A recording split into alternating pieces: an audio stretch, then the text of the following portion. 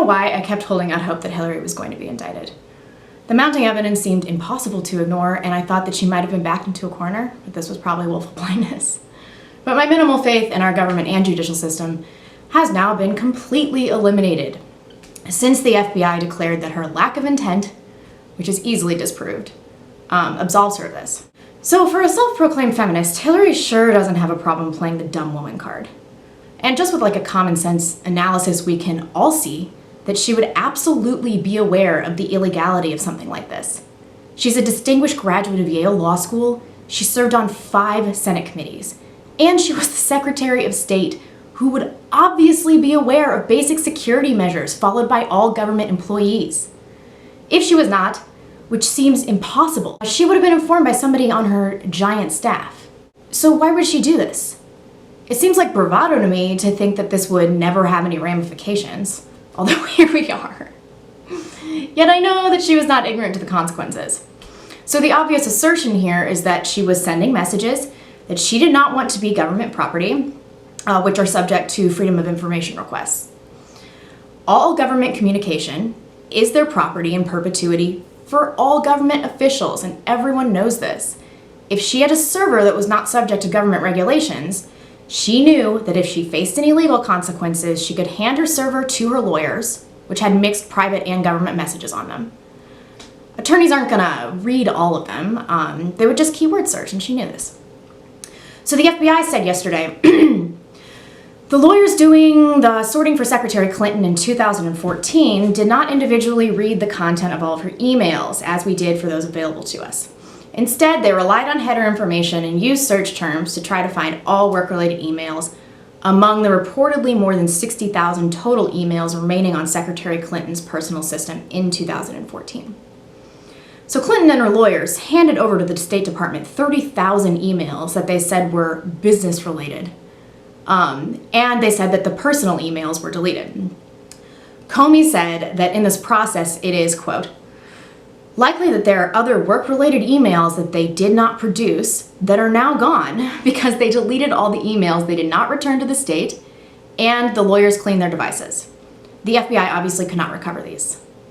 She knew that if she had a private server, or better yet, a diversified network of private servers, it would be considerably more difficult to extract the email communication that she wanted to remain private. When they are amongst tens of thousands of other emails, and they will only be keyword searched. So I guarantee that she used clever header information and unusual language in the body of the email, and that she also had a massive amount of trivial email communication in order to further convolute this search. So despite her duplicity, the FBI said the key here is that investigators found no intent to break the law. Comey discussed similar cases, but said they've been based on, quote, clearly intentional and willful mishandling of classified information, or, quote, indications of disloyalty to the United States. I don't even know where to start as far as Hillary's disloyalty to the United States is concerned. That could be a several-hour segment in and of itself. But Comey did later concede that there is evidence that they were extremely careless in their handling of very sensitive, highly classified information. Yet none of this qualifies for willful mishandling of classified information. None of it. So we know that at least 110 emails in 52 email chains were classified at the time they were sent. Of those, we also know that 8 email chains contained top secret information, and 36 contained secret information. And the FBI also said that none of these emails should have been on any kind of unclassified system. So they knew that this was terribly wrong. The FBI is also fully aware that hackers gain access to all of her communications, which the FBI wasn't even able to do. So Comey said that it's impossible that hostile actors gain access to Clinton's personal email account.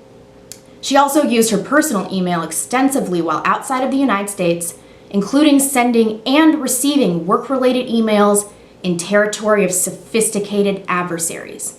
Oh my God. No indications of disloyalty to the United States. Oh my God.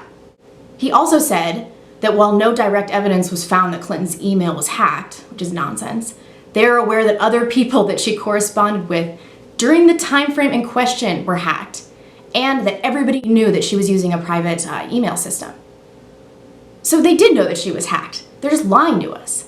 So this isn't willful mishandling of classified information, despite the FBI being totally aware that they had not seen all the communication, as well as having the information that she used multiple unprotected servers and mobile devices all over the world, even in enemy territory. I looked through HuffPo articles from the last few weeks to see what they are truly concerned with.